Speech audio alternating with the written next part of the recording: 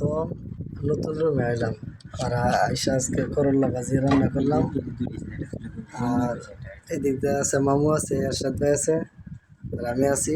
আজকে নতুন রুমে আইলাম আর এই করল্লা ভাজি, কারণ একটা নতুন রুম গুছাইতে গুছাইতে অনেকটা সময় লাগে। কি গো, তুমি যে আমার সাথে খাইতেছ একসাথে, কেমন লাগতেছে? একসাথে আলহামদুলিল্লাহ ভালোই লাগতেছে। নতুন আসি না তো পাক শাক বিষয়টা কিছু করা গেছে না, আবার তো শর্টকাটেই পাক শাক করা গেছে। এই মামু, আমরা কিন্তু আগে একটা রুমে ছিলাম, কিন্তু নতুন সাইট কাজে চালু হয়েছে যে যে কারণে আমরা একটা নতুন রুমে আইলাম।